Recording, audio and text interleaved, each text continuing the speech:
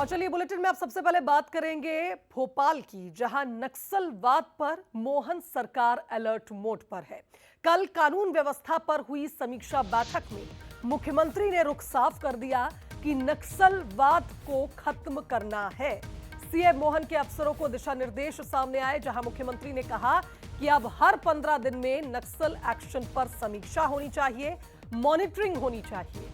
नक्सल action पर अफसर बैठक करेंगे और प्रदेश में नक्सलवाद के पैर नहीं जमने देंगे। नक्सल मुक्त भारत के संकल्प में मध्य प्रदेश भी अपनी भूमिका निभाएगा, जहां माओवादी समस्या का उन्मूलन हमारी सर्वोच्च प्राथमिकता होगी। मार्च 2026 तक नक्सलवाद को खत्म करने का केंद्रीय गृह मंत्री अमित शाह का टारगेट है, जिसमें मध्य प्रदेश अपनी भूमिका निभाएगा, जहां हर 15 दिन में अब अफसरों को समीक्षा करनी होगी, रिपोर्ट तैयार करनी होगी।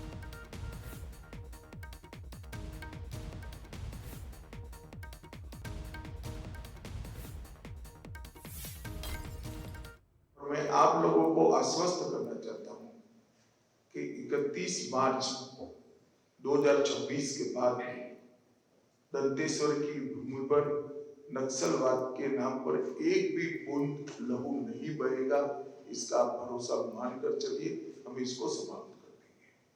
और मैं आप लोगों को आश्वस्त करना चाहता हूं कि 31 मार्च 2026 के बाद दंतेश्वर की भूमि पर नक्सलवाद के नाम पर एक भी बूंद लहू नहीं बहेगा।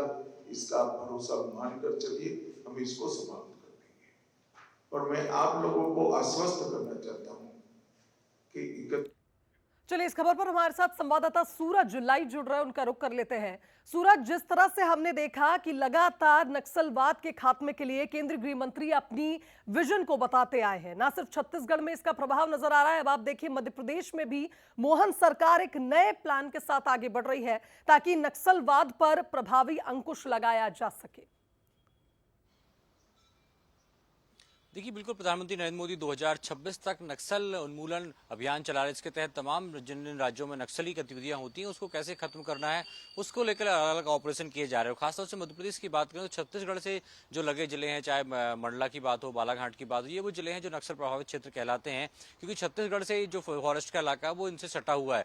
ऐसे में समय समय पर कई बार हमने देखा नक्सली गतिविधियों के चलते कहीं ना कहीं आम जनजीवन अस्त व्यस्त हुआ है। इसके चलते सरकार अब नक्सल ऑपरेशन पर लगातार काम कर रही है और यही कारण कल जो बैठक हुई उसमें स्पष्ट तौर पर निर्देश दिए गए हैं कि हर 15 दिन में नक्सल उन्मूलन को लेकर बैठक की जाए। इसके साथ ही नक्सल प्रभावित जो क्षेत्र है, खासतौर से बालाघाट के आसपास का इलाका, वहां पर कैसे हमें भौतिक सुविधाएं बढ़ाना है जिससे कहीं ना कहीं नक्सल जो ऑपरेशनल है उनको ब्रेक किया सके। खासतौर से सड़कों की बात करें या दूरसंचार की जो व्यवस्था है वो उन क्षेत्रों में किया जाए ताकि नेटवर्किंग अच्छी हो और सड़कों के माध्यम से कहीं ना कहीं आवागमन बेहतर होगा, तो उससे भी नक्सल गतिविधियां उनको रोकने में जो है सफलता मिलेगी। इसके साथ ही जवानों की तैनाती, जो खासतौर से नक्सल हॉक फोर्स का गठन मध्य प्रदेश में किया गया था, उसको लेकर भी लगातार सरकार प्रेरित करती है ज्यादा जवान जो है वो हॉक फोर्स में जाएं ताकि नक्सल एक्टिविटीज पर पूरी तरीके से लगाम लगा सकें। तो यही कारण है कि 2026 का जो टारगेट है उसको लेकर मध्य प्रदेश सरकार भी लगातार काम कर रही है और मुख्यमंत्री मोहन यादव लगातार उस ऑपरेशन पर नजर बनाए हुए। शुभांगी, बिल्कुल, नक्सल मुक्त भारत में कहीं ना कहीं मध्य प्रदेश की अहम भूमिका रहेगी, ये बात भी उन्होंने कहा और इसके चलते आप देखिए अब एक नए एक्शन प्लान के साथ